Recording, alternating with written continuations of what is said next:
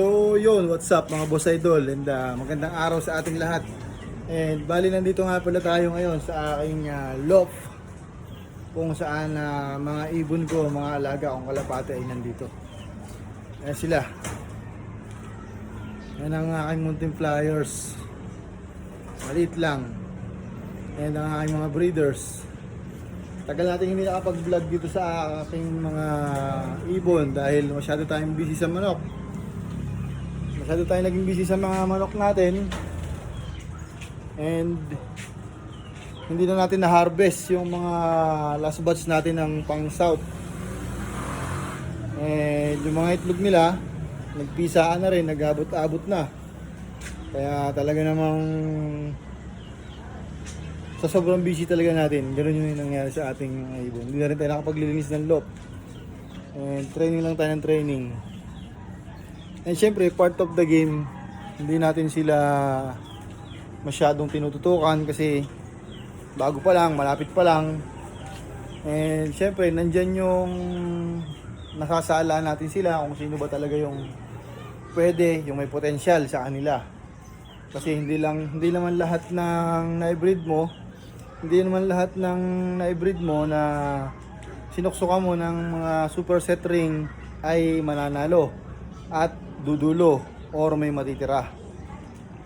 Siyempre, the more na lumalayo yung release point, may nawawala sa kanila, naliligaw, hindi na nakakauwi, yun yung nangyayari.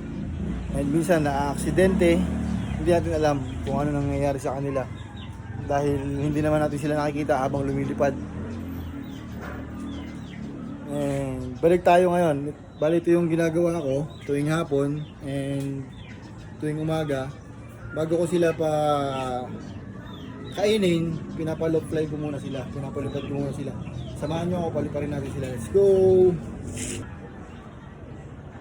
And bali, ito nga pala, may tali ito, tatanggalin ko, may stopper yan. And hawak ko yung aking patpat, itong PVC. Nahagurin ko lang itong ganyan para lumabas sila doon. Yan, para mag-ready sila.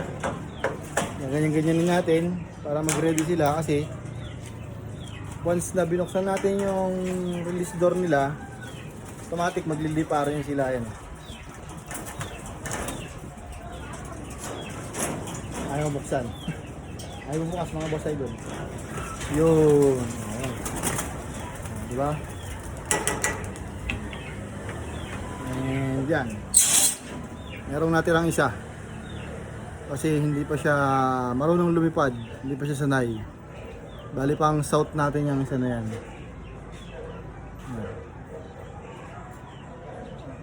Yan. Wala na. Hindi na natin alam kung saan nagpunta yung mga ibon natin.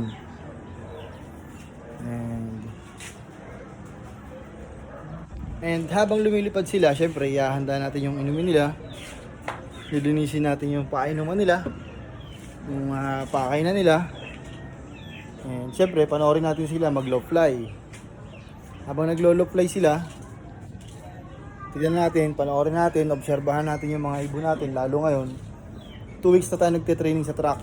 Dapat inoobserbahan na natin sila kung sino yung mga weak. Yung mga weak, yung mahihina. Kasi pag mahihina yan, hindi rin tatagal sa liparan yan. Maaaring umabot ng derby or hindi umabot ng derby. Kung umabot mo ng derby yan, mawawala lang rin. Papagastusin ka lang niya, papa-entry lang siya, tapos mawawala rin. Kaya pag mga week, ang ginagawa ko dyan, call na agad. Call na yan. Yung mga week, yung mga mabilis tamaan ng sakit. Kasi minsan, halo-halo yung mga ibon natin doon sa truck. Hindi mo alam kung paano sistema ng pag-aalaga ng mga nakakasalamuhan ng ibon. Kaya, syempre yung ibon natin, airborne.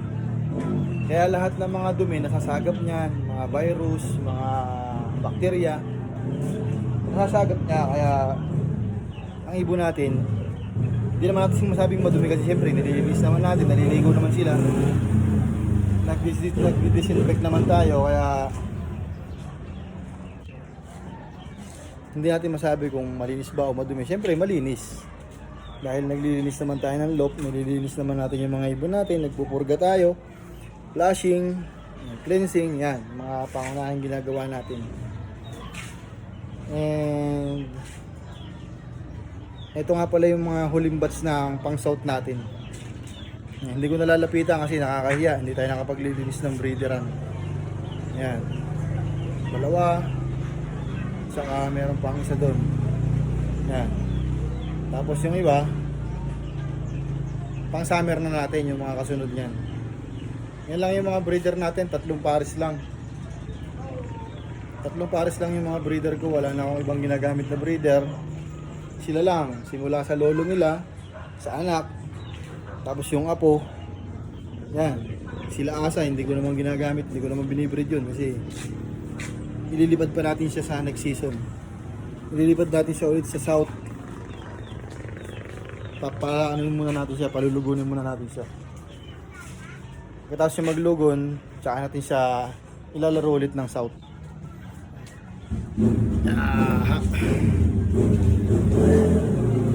And kukunin ko yung mga pang south natin last pass. Let's go! And yun, bali ito nga pala yung mga last batch natin na pang south race. Puro ano to, mga siblings ni Asa at saka ni Bulutong. Yan. Sila pa rin yung ililipad natin ngayong darating na south. After ng north, south na tayo. Ganda, ang healthy nila. Ganito yung itsura ng mga healthy na young bird. Para sa akin, ganito yung mga itsura ng mga healthy young bird. Tsaka syempre, di ba? Dapat subok mo na yung linyada mo.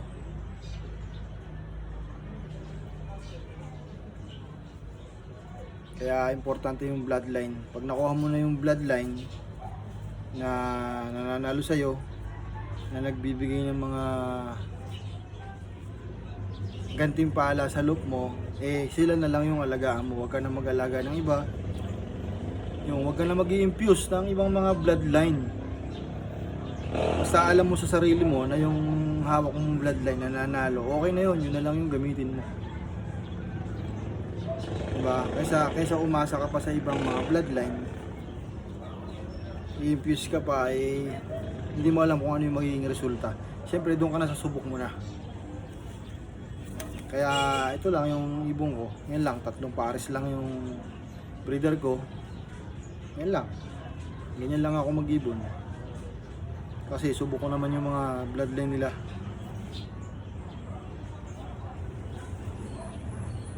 Kasi minsan pagka nag-infuse ka, dagdag ng mga bloodline sa ibon mo, gumugulo pa. Gumugulo pa yung bloodline mo sa loop mo, yung sistema mo, nawawala ka pa sa diskarte. Imbis na itong season na to, nananalo ka, next season, hindi ka naman nanalo. Kasi gumugulo yung sistema mo. Lalo sa mga bloodline mo, nag-experiment ka ng mga infuse, yung mga ganyan. Diba? Mabuti sana kung mga trusted talaga yung mga fancier na pagkukunan mo ng ibon. Yung talagang hindi ka lolokohin. Kasi may mga ganun yung mga dowline, yung mga ganun.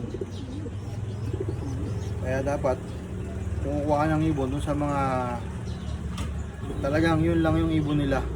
Hindi sila nag-iibon ng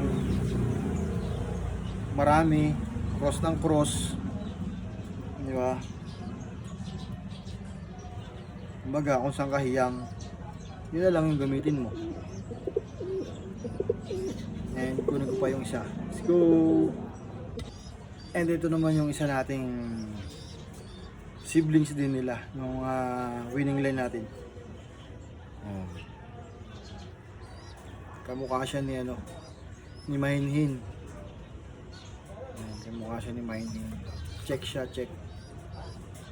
Healthy din siya. Ayan. Mga last batch natin to.